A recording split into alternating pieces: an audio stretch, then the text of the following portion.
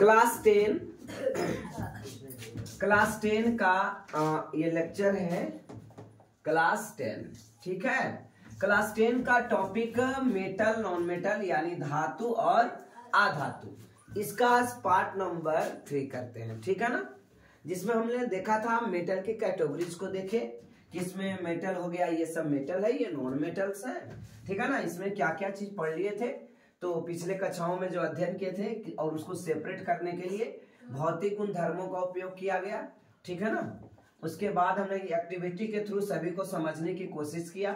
ठीक है, कि क्या मेटल है क्या नॉन मेटल है और भौतिक अवस्था के आधार पर। ठीक है ना, ये देखा था कि ये एल्युमिनियम का वायर है। मेटालिक प्रॉपर्टीज में हमने बहुत सा चीजों को देख लिया था, उसको खाना चाहिए।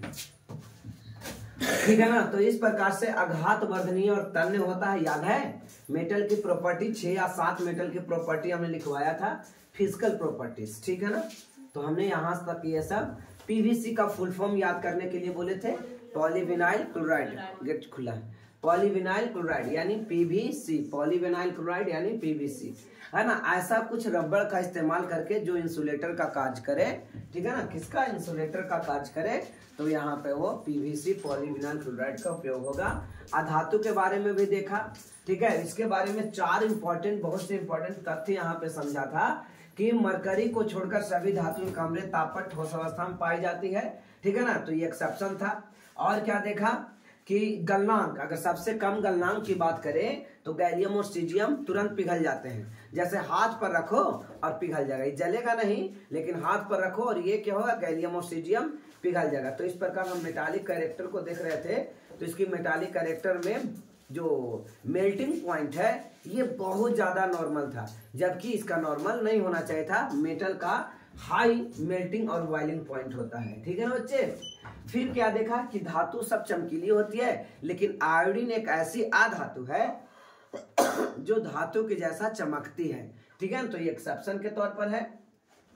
कार्बन एक ऐसा धातु है जो अलग अलग रूपों में पाया जाता है, अलग अलग फेज में पाया जाता है, जिसमें कार्बन के 2 अपरूप। आपके एग्जाम में ये क्वेश्चन आ सकता है कि कार्बन के कितने अपरूप हैं, तो कार्बन के 2 अपरूप है। हीरा और ग्रेफाइट कार्बन के 2 अपरूप हैं। ठीक है ना, फिर कुछ देखा ऐसे कि धातु तो स्ट्रॉन्ग होता है, इसका टेंसाइल स्ट्रेंथ बहुत मजबूत होता है, लेकिन यहाँ पे देखा है कि कुछ धातु ऐसे हैं जिसमें से 3 धातु का लिया गया। लिथियम, सोडियम, पोटेशियम को आसानी से चाकू से भी कट कर सकते हैं। ठीक है ना, और इसका मेल्टिंग पॉइंट भी कम होता है। तो हमने यहीं से क्वेश्चन आज पढ़ना था। ठीक है ना, एक्टिविटी 3.8, एक्टिविटी 3.8 कहता है कि मैग्नीशियम की एक पट्टी में थोड़ा सल्फर का चूर्ण ले लो। मैग्नीशियम का क्या ले लो बच्चे, तो मैग्नीशियम की पट्टी में सल्फर का थोड़ा चूर्ण ले लो। सल्फर का क्या लेना है, थोड़ा सा चूर्ण लेना है। किसके चूर्ण लेना है, मैग्नीशियम के पट्टी में सल्फर का चूर्ण लेना। आइए आगे देखते हैं। तो मैग्नीशियम की एक पट्टी और थोड़ा 2 चीज लेना है। एक तो आपको मैग्नीशियम लेना है Mg, मैग्नीशियम यानी बच्चे Mg, और दूसरा क्या लेना, सल्फर। ठीक है ना, अब आप थोड़ा सा आगे की भी सोच में रखो। मैग्नीशियम के परमाणु संख्या 12 होते हैं। कितने होते हैं, 12, और द्रव्यमान संख्या 24 होता है। ठीक है ना, और सल्फर का जो एटॉमिक नंबर होता है, परमाणु संख्या, ये होता है 16, और मास नंबर कितना होता है बच्चे, 32 होता है। ठीक है ना, तो आप थोड़ी थोड़ी चीजें याद करने की कोशिश करो। इसका वैलेंसी होता है +2, यानी चार्ज इसके +2 होते हैं, और इसका चार्ज की अगर बात किया जाए, कहां जा रही है रे, नीचे आओ, ऊपर कहीं हो गई। और यहाँ पे इसका -2 होता है। क्या होता है बच्चे, -2। ठीक है ना, थोड़ी थोड़ी जानने की कोशिश करें। ये आपका क्या है बेटा, मेटल है। क्या है ये, मेटल है। ये क्या है, मेटल है। और ये क्या है, नॉन मेटल है।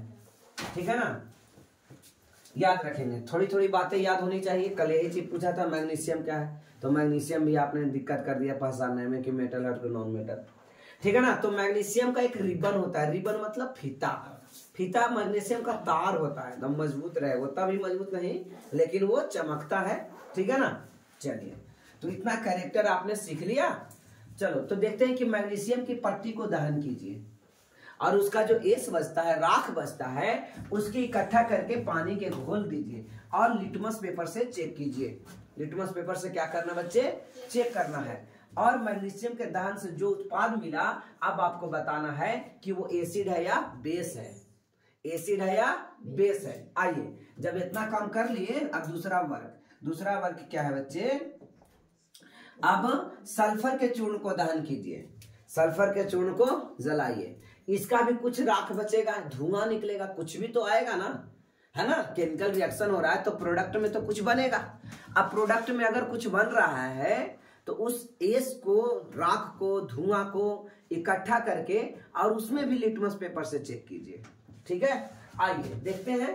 प्रश्नावली में ये एकत्रित करने का रहा है। मैंने ये सब चीजें पहले बतला दिया, इसलिए थोड़ा शॉर्ट में बतला रहा हूँ। ठीक है ना बच्चे? सल्फर के दहन करने से अम्लीय क्षार योगी लिखिए। और क्या आप इन अभिक्रियाओं के समीकरण लिख सकते हैं, है ना। तो दो चीज लेना। आइए समझते हैं। पहले सबसे पहले आपको पहला नंबर में मैं दो कैटोलिस्ट बना लेता हूँ, है ना। एक तरफ लिया मैग्नीशियम का रिबन, Mg लिया मैग्नीशियम, और दूसरे तरफ लिया सल्फर।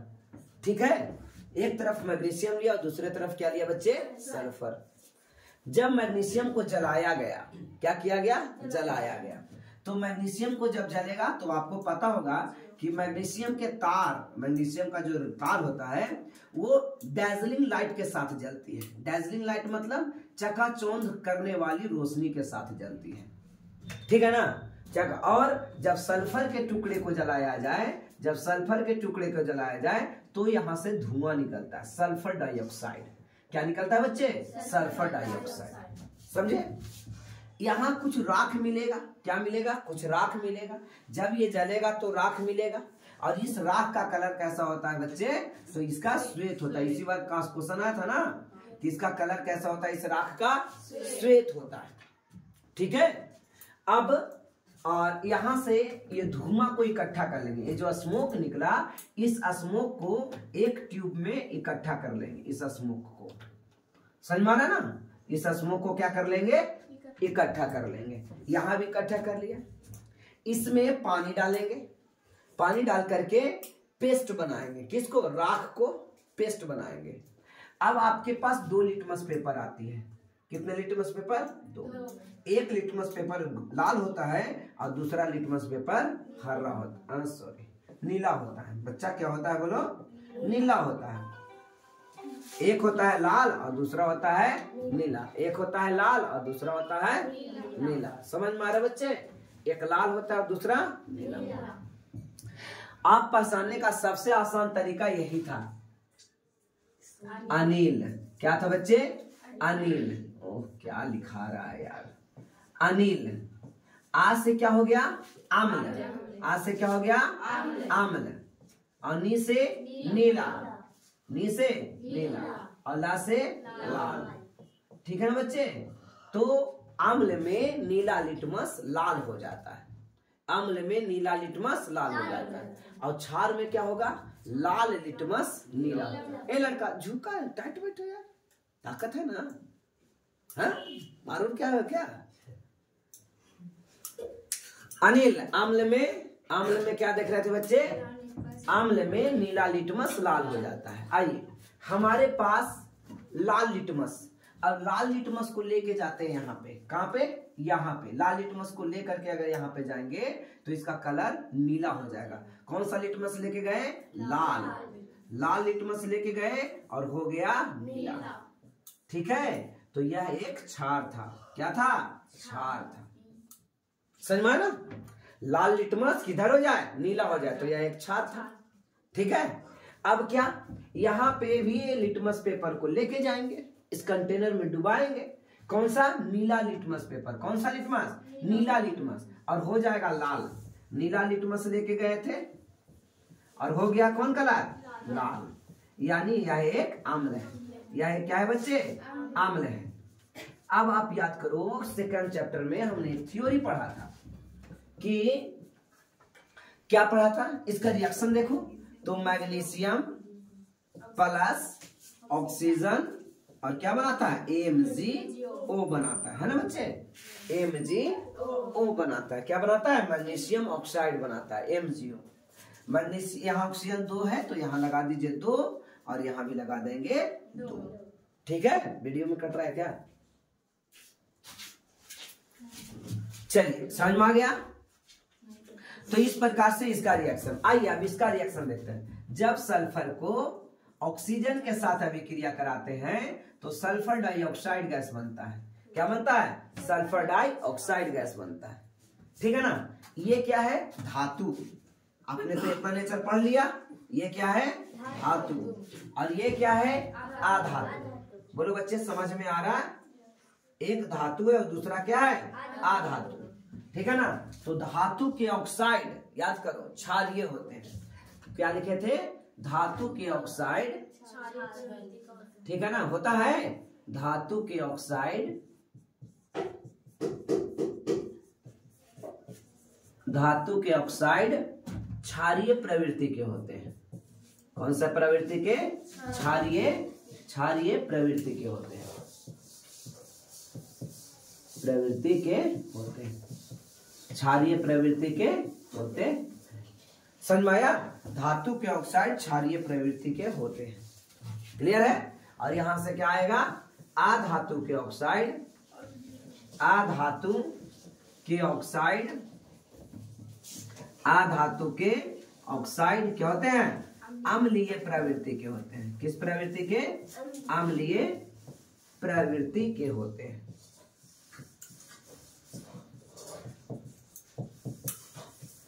समझ में आया बच्चे? तो इस प्रकार से हमने दो थ्योरी देखा, है ना, कि मैग्नीशियम धातु है तो धातु के ऑक्साइड क्षारीय होंगे, और सल्फर अधातु है तो अधातु के ऑक्साइड क्या होंगे? अम्लीय होंगे। इसीलिए नीला लिटमस पेपर क्या हो गया? बोलिए क्लियर? क्लियर है ना। यही आपको तथ्य था। तो हमको लगता है 3 चैप्टर का तो था ही नहीं। हमने ये चीज 2 चैप्टर में भी देखा था, एसिड बेस एंड सॉल्ट में। ठीक है ना। चलिए और आगे देखते हैं। कहता है अधिकांश अधातु के ऑक्साइड प्रदान करते हैं जो अम्ल में घुलकर, जल में घुलकर अम्ल बनाते हैं। अभी तो मैंने बताया है ना कि अधातु के ऑक्साइड अम्ल होते हैं, वहीं अधिकतर धातुएं क्षारीय ऑक्साइड प्रदान करते हैं। अगले भाग में आपको धातु के ऑक्साइड और अधातु के ऑक्साइड की जानकारी अधिक मिलेगी, है ना। हमने तो अधिक जानकारी क्लास चैप्टर 2 में ही देख लिया धातु और अधातु के बारे में। आइए कुछ ये क्वेश्चंस थे बच्चे। क्वेश्चन है एनसीईआरटी का क्वेश्चन है तो बहुत इंपॉर्टेंट क्वेश्चन हो जाता है ना। पहला क्वेश्चन है ऐसी धातु का उदाहरण दीजिए जो कमरे के ताप पर द्रव होती है। तो ऐसा है मरकरी, Hg। क्या है बच्चे? मरकरी। ऐसा एक धातु का नाम बताइए जो चाकू से काटा जा सकता है। तो 3 था, लिथियम, सोडियम, पोटेशियम, है ना। अगर पहला ग्रुप याद हो तो लगातार तीनों है, लिथियम, सोडियम, पोटेशियम, है ना बच्चे। ठीक है। फिर क्या कहता है? उष्मा की सबसे अच्छा चालक कौन है ना। उष्मा को सबसे अच्छा चालक कौन देता है? सिल्वर या कॉपर? इसका राइट आंसर होगा कॉपर। क्या आंसर होगा? कॉपर। सिल्वर होता है उष्मा का नहीं अच्छा चालक है, सिल्वर है इलेक्ट्रिसिटी का अच्छा चालक है। किसका? इलेक्ट्रिसिटी का। उष्मा का कुचालक होता है। धातु का नाम बताना है जो उष्मा का कुचालक है। लीड, पीबी, शीशा। समझ में आ रहे बच्चे? शीशा क्या होता है? धातु होते हुए भी उष्मा का कुचालक है। ठीक है ना। और आघात वर्धनीय और तन्य का अर्थ बतलाइए। आघात वर्धनीय वो होता है जिसको मारने से, पीटने से क्या हो जाए? पीटने से चूर चूर हो जाए। पीटने से चूर चूर ना हो, चूर चूर ना हो, यानी क्या बनाया जाए? चादर बनाया जाए। चादर, चादर। ठीक है। और तन्य का मतलब है ना, खींच करके लंबा तार बनाया जाए, है ना। तार बनाया जाए, खींच कर लंबा, खींच कर क्या बनाया जाए? तार बनाया जाए। बोलो बच्चे समझ में आया? आघात वर्धनीय को इंग्लिश में क्या कहते हैं? मेलेबिलिटी कहते हैं। क्या कहते हैं? मेलेबिलिटी। और तन्य को इंग्लिश में डक्टिलिटी कहते हैं, डक्टाइल, डक्टिलिटी। ठीक है, जिसके पास तन्य की प्रवृत्ति होती है उसमें स्ट्रेंथ भी बहुत ज्यादा होता है, मजबूती, शक्ति, स्ट्रॉन्ग। तो हमने ये क्वेश्चन भी देख लिया। आई होप आपकी जानकारी क्लियर हो गई। आइए धातुओं की रासायनिक गुण को देखिए, गुणधर्म। अब आता है नए तरीका। हमने अभी तक देख रहा था धातुओं को, है ना, फिजिकल प्रॉपर्टीज यानी भौतिक गुण के बारे में देख रहे थे। अच्छा से टाइट बैठो, थक जाता है जी। हाँ, कहता है कि धातुओं के रासायनिक यानी केमिकल प्रॉपर्टीज को अब चेक करेंगे। धातुओं के रासायनिक गुणधर्म के बारे में हम भाग 3 to 1, 3 to 1 to 4 पढ़ेंगे, यानी अगला चैप्टर में आगे भी देखेंगे। इसके निम्न धातुओं के नमूने एकत्रित कीजिए। आपको क्या क्या लेना है बच्चे? एल्यूमिनियम लेना है, कॉपर लेना है, आयरन लेना है, पीबी लेना है, मैग्नीशियम लेना है, ठीक है, मैग्नीशियम लेना है, जिंक लेना है और सोडियम। याद हो रहा है? ठीक है, तो इस प्रकार से आपको ये पता होना चाहिए। ओके, सिंबल तो कम से कम एटलीस्ट पता ही होना चाहिए। तो इस प्रकार आप देख सकते हो, ये सब धातु को इकट्ठा कर लीजिए। सारे के सारे ऑल एलिमेंट्स हैव मेटल। इतने जितने एलिमेंट्स है, जितने तत्व है, वो सारे के सारे तत्व क्या है? मेटल है। बोलो, समझ में आ रहा है? सारे के सारे तत्व क्या है? मेटल है। ओके, और धातुओं को वायु में दहन करते हैं। वायु मतलब वायु एक क्या है? मिश्रण है। वायु क्या है? मिश्रण है। इसकी परसेंटेज सब जगह अलग अलग होती है। कहीं ऑक्सीजन की मात्रा ज्यादा होगी, कहीं नाइट्रोजन की मात्रा ज्यादा होगी, कहीं कार्बन की मात्रा ज्यादा होगी। जहां धुआं में आप जाइएगा तो कार्बन डाइऑक्साइड की गैस की मात्रा ज्यादा होगी। कहीं आप और ज्यादा गरगटा धुआं में पहुंचिएगा तो कार्बन मोनोऑक्साइड की मात्रा ज्यादा होगी। और नॉर्मल रहिएगा तो एकदम फ्रेश हवा में रहिएगा तो ऑक्सीजन की वैल्यू वहां ज्यादा मिलेगा। समझ में ना? कोई जल प्रदूषित होती है कैसे? कोई जल प्रदूषित होती है कैसे? जल में क्या पाया जाता है कि वो जल प्रदूषित हो जाती है? पता है, ऑक्सीजन की मात्रा घट जाना जल की प्रदूषित है। ठीक है, और एटमॉस्फेयर में भी वहां पे ऑक्सीजन नहीं है तो वो वायु भी प्रदूषित है। ज्यादा मात्रा में अगर कार्बन मोनोऑक्साइड गैस है तो वो प्रदूषित है ना? अगर जल प्रदूषित है तो क्या? जैसे जल प्रदूषित है, मछली मर रहा है, जल प्रदूषित तो क्या है? कादो है क्या? अरे कादो में तो मछली जिंदा रहता है, मर कहाँ रहा है? अगर प्रदूषित है, कह देंगे पानी गंदा है तो प्रदूषित है, गलत जवाब। खेत में पानी कैसा रहेगा? गंदा तो रहवे करेगा, तो वो पानी प्रदूषित नहीं है ना? अगर पानी प्रदूषित होता तो पौधे भी खराब होते। बात समझ में आ रहा है ना? नई नई सोच समझिए। ऐसा क्या होता है कि इसमें ये घटना घट रहा है? भाई प्रदूषित कब कहेंगे? है ना, वो गरई मछली आता है, नेकुआ, वो क्या होता है? जमीन के अंदर वो गदुइये में घुसा रहता है, तो मर गया। यानी वहां पे जो सांस लेने के लिए घुली हुई ऑक्सीजन है उसमें उसका वैल्यू ठीक मिल रहा है, यानी प्रदूषित वाटर नहीं है, वो अच्छा पानी है, इसलिए वो जिंदा है। आइदर में वो क्या होता? मर जाता। हम लोग अगर ये सोचते कि गंदा पानी है, प्रदूषित है, ऐसा आज तक तो यही सोच रहे होंगे ना कि गंदा पानी मतलब प्रदूषित वाटर। समझ में आ रहा है बच्चे? क्लियर है? तो इसी प्रकार से आप वायु में दहन करा, अगर वायु जहां भी है कि वायु में दहन करेगा, इसका मतलब ही समझना है कि ऑक्सीजन में दहन होगा, ऑक्सीजन में जलेगा। किसमें जलेगा? हाँ, कुछ एक्सेप्शन है, कुछ ऐसे पदार्थ होते हैं जो ऑक्सीजन के साथ कांटेक्ट में ना आते हैं, नाइट्रोजन के थ्रू जल जाता है, लेकिन अधिकतर वस्तु को जलने के लिए ऑक्सीजन की जरूरत है। आपने ये 3-4 क्लास में एक्सपेरिमेंट करके देखा होगा, है ना? 2 कैंडल लेंगे, एक बोयाम लेंगे और उस बोयाम में कैंडल को जला देंगे, या ढक्कन लेंगे और उसमें जला देंगे दोनों कैंडल को। एक कैंडल के ऊपर खुला रहेगा और दूसरे कैंडल के पूरा ढक देंगे। देखेंगे मोमबत्ती बुझ जाती है। नहीं, गलत, मोमबत्ती तुरंत नहीं बुझती है, कुछ देर। क्यों? क्योंकि उसमें के मौजूद ऑक्सीजन जब तक रहेगा तब तक मोमबत्ती जलती रहेगी। अगर एक बड़ा सा घर ले लिए, इतना बड़ा घर है और बंद कर दिए एकदम सील पैक्ड, न इधर के वायु उधर न उधर के वायु इधर, ऐसी सिचुएशन में मोमबत्ती बुझ जाएगी क्या? नहीं बुझेगी। समझ में आ रहा है? ऐसी सिचुएशन में मोमबत्ती जलेगी और ज्यादा देर तक जलेगी क्योंकि ऑक्सीजन सब खत्म होगा तब तो। दूसरा एक और लिए थे, आपने एग्जांपल लिया होगा, छोटा ही 4-5 क्लास में, 6 में नहीं 4-5 क्लास में। उसमें एक बताया गया था कि एक मोमबत्ती लीजिए और एक पौधा, गमले की पौधा लीजिए और उसको, पौधा भी है और मोमबत्ती, पौधा तो है तो अपना सांस तो ले ही रहा है, और मोमबत्ती को जला दीजिए। देखिएगा कि बहुत देर तक मोमबत्ती जलती रहेगा, एकदम पूरा पैक्ड कर दीजिए, एकदम सील बंद, है ना। क्यों जलेगा? क्योंकि उसे ये कार्बन डाइऑक्साइड छोड़ेगा और वो कार्बन डाइऑक्साइड लेगा, है ना। वो ऑक्सीजन छोड़ेगा और ये ऑक्सीजन में जलेगा। आ रही बात समझ में? तो इस प्रकार से मोमबत्ती बहुत देर तक जले।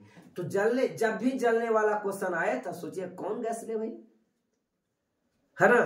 तो ऑब्वियसली कौन सा गैस लोगे?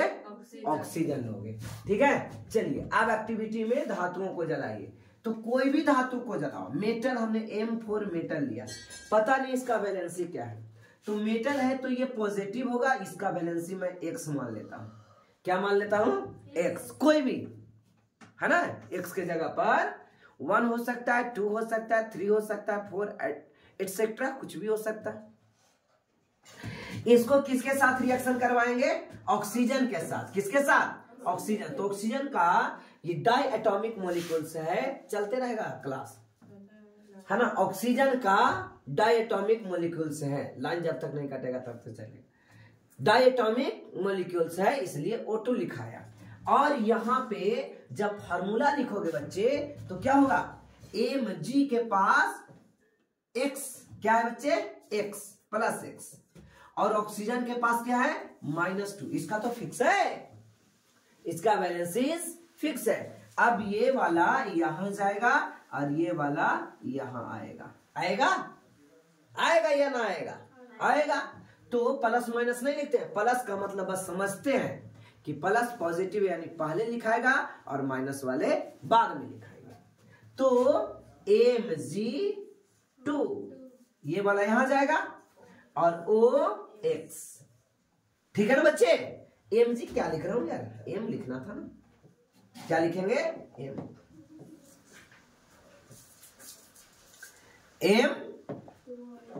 M2 और X, यानी लिख दोगे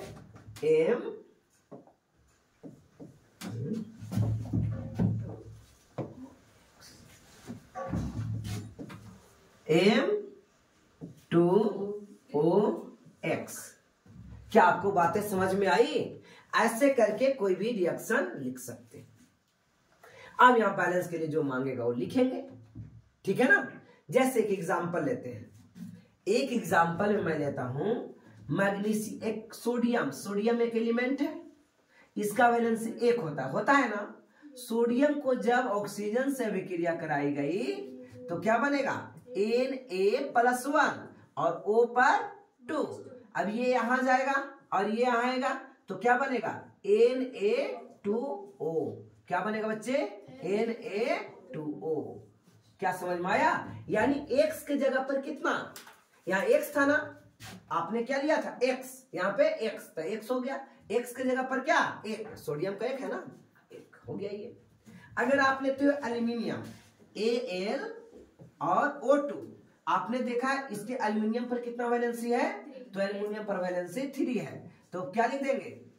आगे Al तो लिखाएगा और 2 भी लिखाएगा, ये तो फिक्स है, और यहाँ पे O3 लिखाएगा, X के जगह पर 3। क्या समझ में आ रहा है? अगर मैग्नीशियम ही लेते हैं Mg, ऑक्सीजन से रिएक्शन करवाते हैं तो Mg2O2, यानी मैग्नीशियम का 2 वैलेंसी होता है, लेकिन दोनों कॉमन फैक्टर हो जाने से बाहर हो जाएगा और इसका राइट आंसर क्या आ जाएगा बच्चे? MgO। क्या आपको समझ में आ गया? तो इस प्रकार से हम क्या देखें कि जब कोई धातु ऑक्सीजन के साथ अभिक्रिया करे, ऑक्सीजन मतलब हवा, है ना, हवा रहे ऑक्सीजन रहे, बात बराबर है। दूसरा ये कभी अब तो नहीं ना दिमाग में आएगा कि हवा कहा था ऑक्सीजन, कार्बन डाइऑक्साइड का नहीं लिए, हवा कहा था नाइट्रोजन गैस क्यों नहीं लिए, ठीक है ना।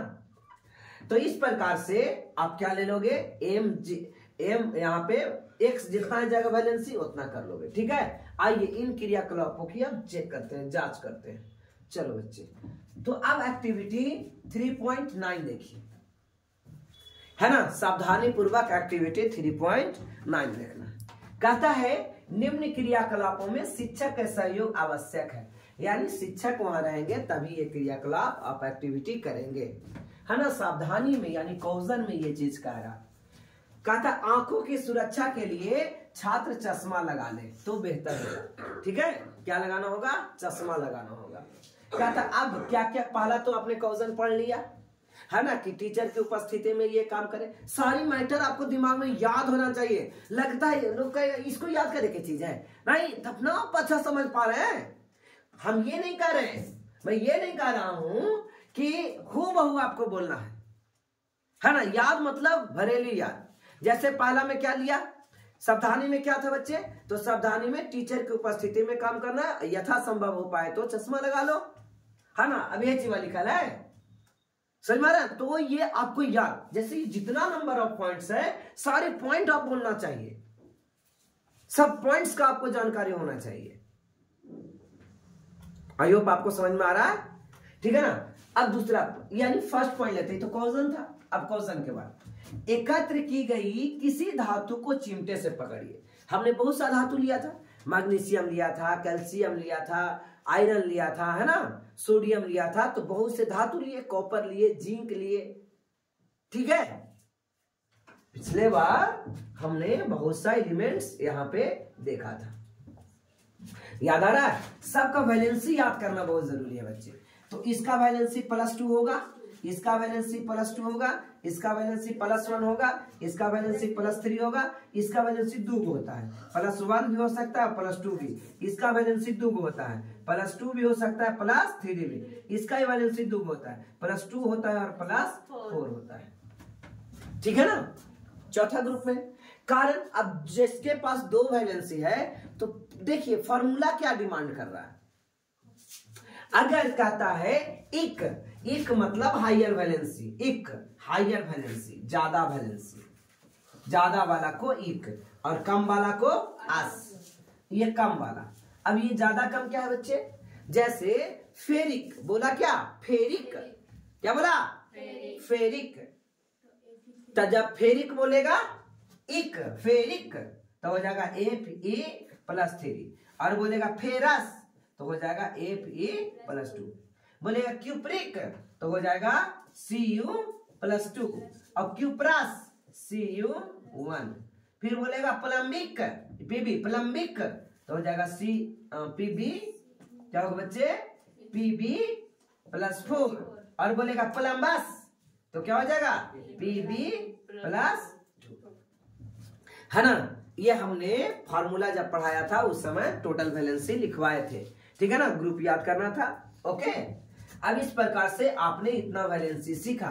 वैलेंसी अब कह रहा है सेकंड पॉइंट में यानी फर्स्ट पॉइंट में, जितना दिया गया मेटल्स था उसमें से किसी एक मेटल को किससे पकड़ लो बच्चे, तो एक चिमटे से पकड़ लो। किससे पकड़ लो, तो एक चिमटे से पकड़कर ज्वाला पर उसकी दहन कीजिए, है ना। ज्वाला पर, जैसे बर्नर के सहायता से हम लोग कोई चीज को जला रहे होते, ठीक है, तो उसको दहन करना यानी गर्म करना है, ठीक है। कहता है अन्य धातुओं के साथ यही क्रिया दोहराइए। पहले वो जे माने उसको ले लीजिए, फिर इसके बाद कोई और को लीजिए, कोई और को लीजिए, कोई और को लीजिए, सब कुछ चेक कीजिए, अंडरस्टैंड। आइए दूसरा पॉइंट, इनमें इससे उत्पन्न पदार्थ को एकत्रित कीजिए। जो जो पदार्थ बच गया, रिएक्शन जब जल रहा है तो केमिकल रिएक्शन हो गया, जब ये जल रहा है तो क्या हो गया बच्चे, केमिकल रिएक्शन। अब केमिकल रिएक्शन में क्या करेंगे, बोलिए, उसको इकट्ठा, केमिकल रिएक्शन जब हो रहा है तो जो उत्पाद बच गया, प्रोडक्ट जो बच गया, उसको क्या करेंगे, जमा करेंगे, एकत्रित कर लेंगे। उत्पाद तथा धातु की सतह को ठंडा होने दें, यानी गर्म किए थे तब कुछ ना कुछ तो हुआ था, उसको क्या करो, ठंडा होने दो। अभी तुरंत गर्म है ना, ठंडा होने दो। आइए, किसी धातु का दहन आसानी से होता है। किस धातु का दहन, ये क्वेश्चन पूछ रहा है कि जितना आपने चेक किया था ना, कौन जल गया था, किसका दहन आसानी से हुआ। फिर जब धातु का दहन हो रहा था तो ज्वाला का रंग क्या था।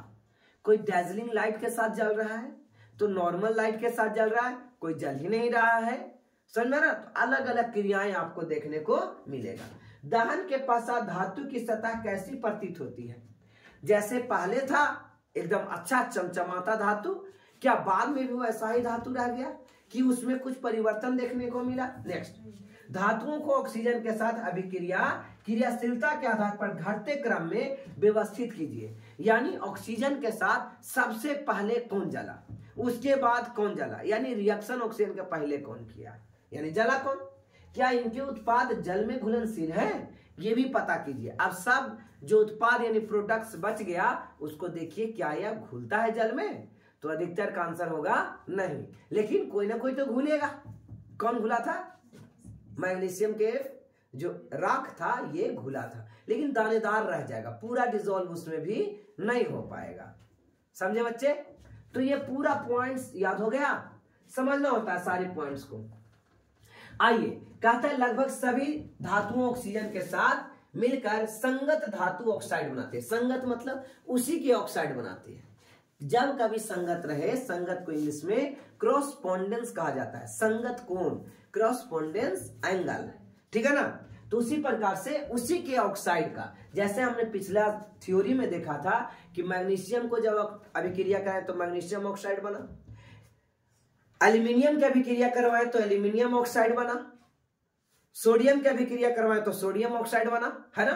तो इस प्रकार से आपने देखा कि उसी के संगत ऑक्साइड धातु के ऑक्साइड बन रहे हैं, ठीक है। उदाहरण के लिए क्या लिया, धातु को ऑक्सीजन से अभिक्रिया करिए, धातु ऑक्साइड बनेगा।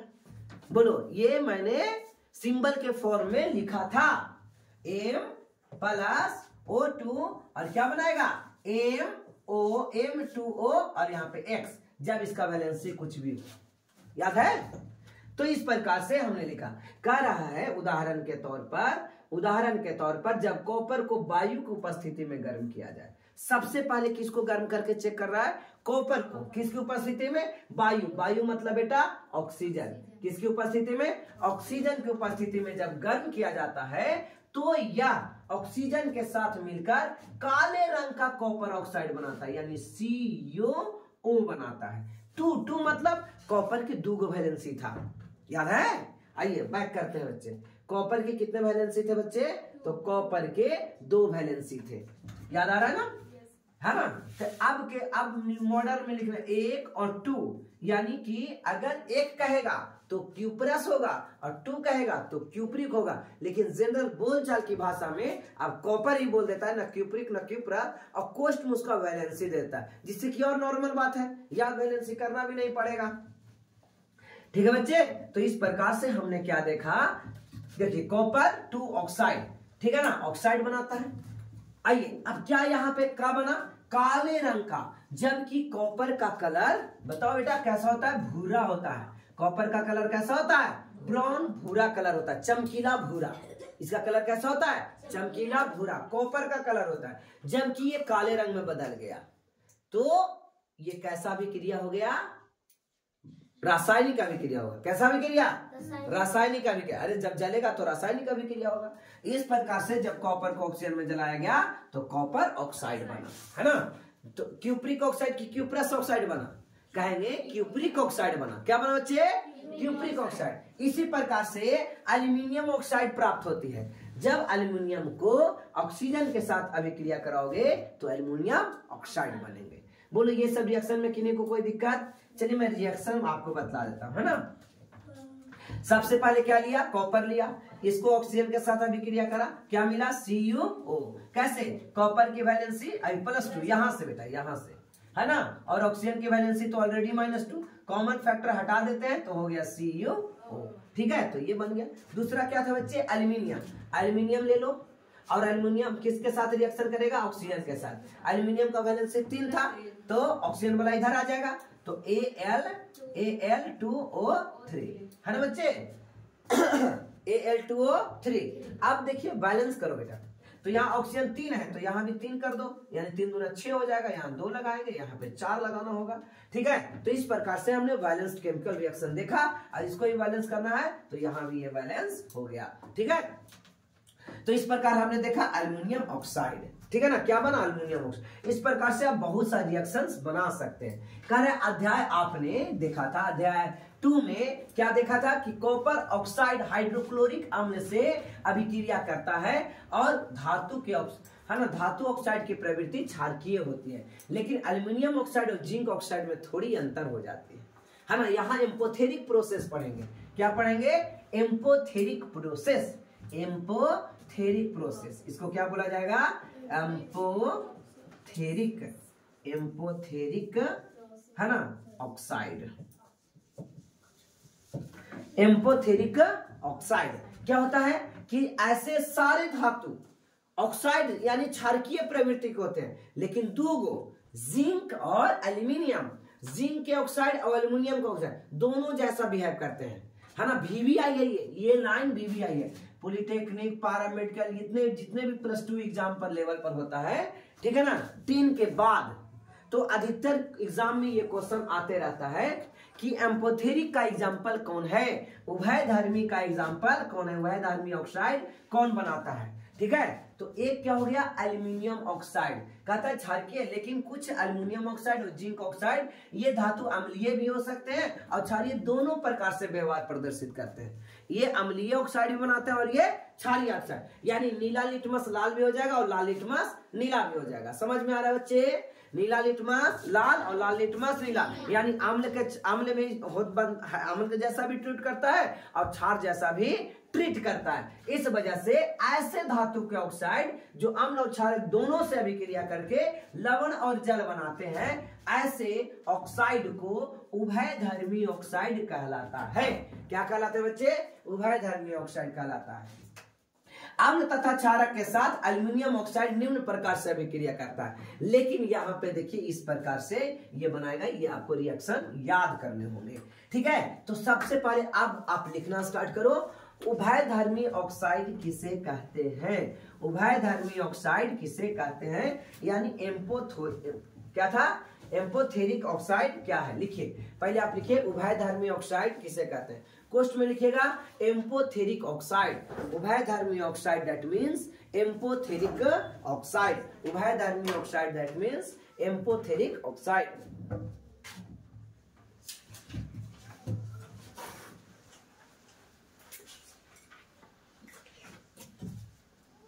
हो गया बच्चे?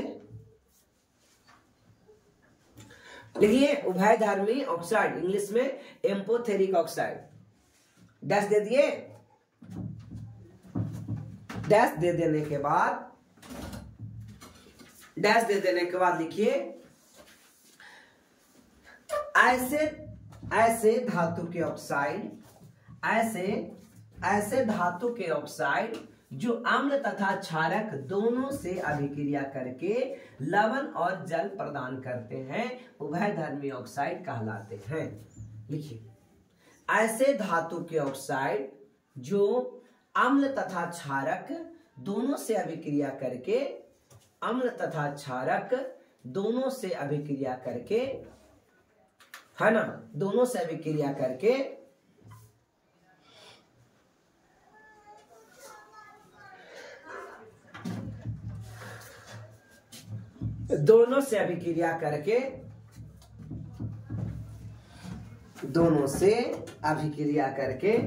लवण तथा जल प्रदान करते हैं, उभयधर्मी ऑक्साइड कहलाता है।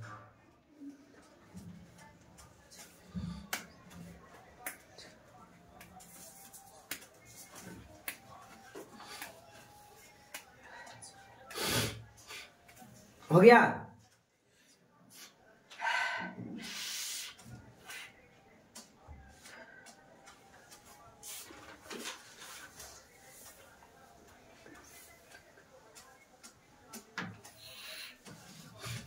हो गया बच्चे? रिएक्शन लिखिए। ये क्या है? एल्यूमिनियम ऑक्साइड है ना, एल्यूमिनियम ऑक्साइड। इसको जब हम अम्ल के साथ अभिक्रिया करवाएं, एसिड के साथ अभिक्रिया कराएं तो बना AlCl3 और वाटर। ये लवण है, ये क्या है? लवण है, याद रखेंगे क्या ये? लवण।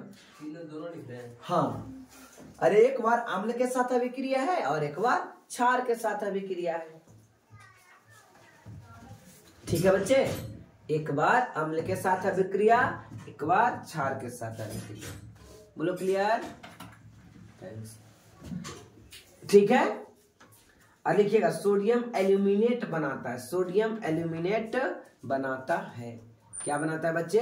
सोडियम एल्यूमिनेट बनाता है।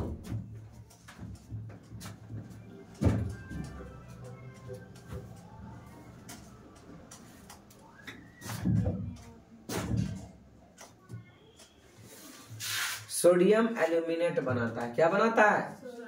सोडियम एल्यूमिनेट बनाता है।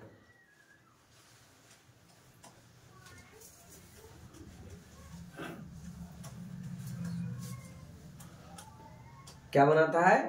सोडियम एल्यूमिनेट बनाता है।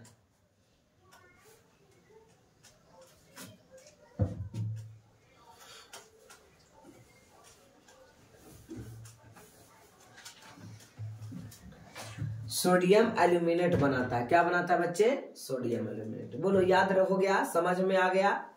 सोडियम एल्यूमिनेट बनाता है। नेक्स्ट चले।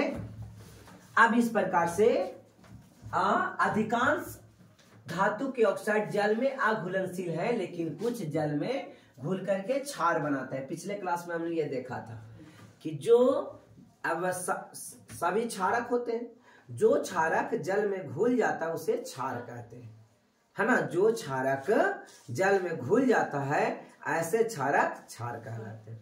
तो सभी क्षार को क्षारक कहा जा सकता है, किंतु सभी क्षारक क्षार नहीं होते, है ना। इसमें टाइम पास क्यों करना, पिछले क्लास में हमने अच्छा से बतलाया।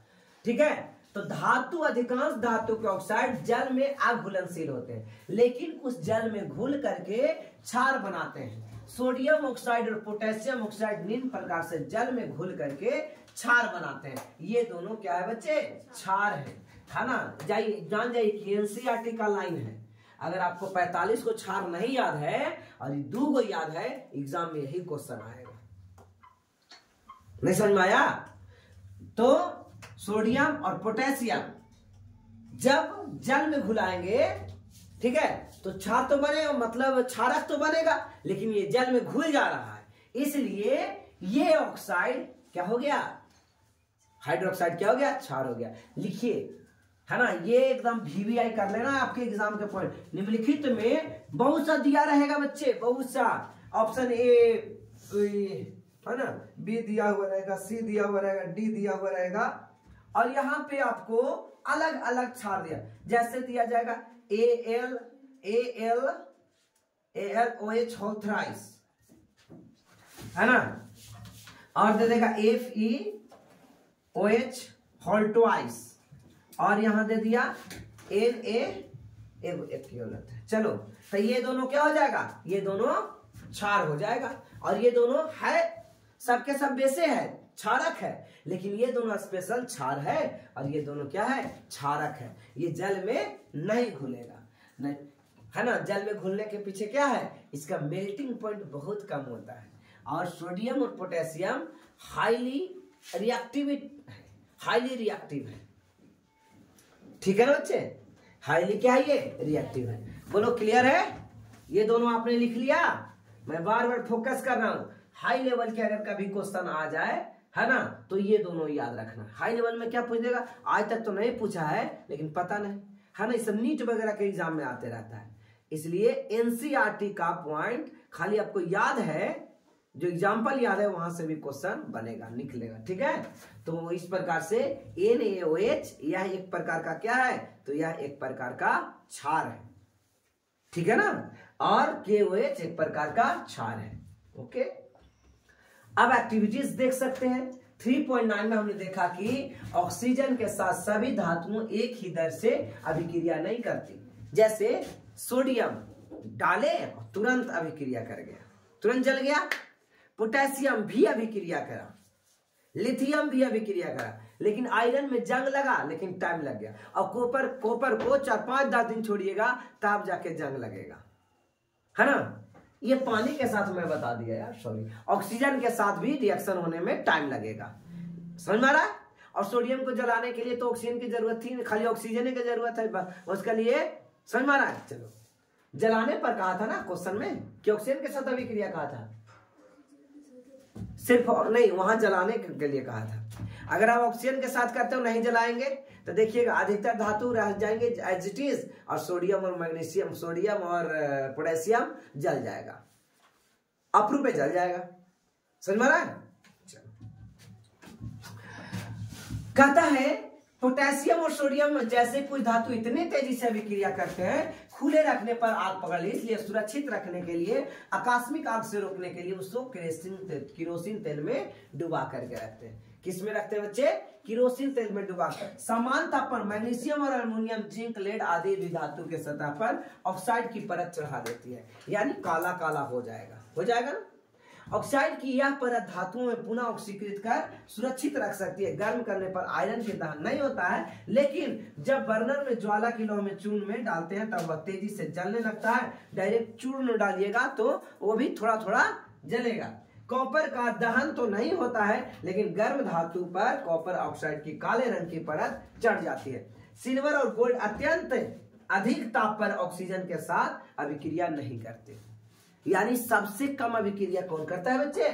तो सिल्वर और गोल्ड, सोना और चांदी। इसलिए क्या होता है, ऑक्सीजन में रख दीजिएगा तो जलाइएगा तो उतना ज्यादा इस पर कोई उतना ज्यादा प्रभाव नहीं पड़ेगा, वैसा ही को वैसा ही रह जाएगा, ना काला पड़ेगा ना उजले एकदम चमकते रह जाएगा, समझ में आ रहा है। जैसे कभी किसी चीज को आप देखोगे, सोना को पिघलाया जाए तो पिघलाइएगा तो सोना करिया पड़ जाएगा क्या? सोना वही कलर का रह जाएगा, समझ में आ रहा है ना। कभी आप पिघला हुआ सोना का पानी ले लो या चांदी का ले लो, एकदम चमकते रह जाएगा। तो वो क्या है, पिघल तो जा रहा है, लेकिन क्या हो रहा है, उसकी प्रवृत्ति उतना जल्दी चेंज नहीं हो पा रही है। जो काले कलर की हो गई थी वो काला कलर के नहीं रह जाएगा, ठीक है। तो आज मैं इतना ही कर पा रहा हूँ, ठीक है ना। और बना गया था लेकिन इसमें अपलोड नहीं कर पाया, ठीक है। तो नेक्स्ट क्लास में और देखेंगे इसके आगे हम लोग अभी, ठीक है। Lecture number 4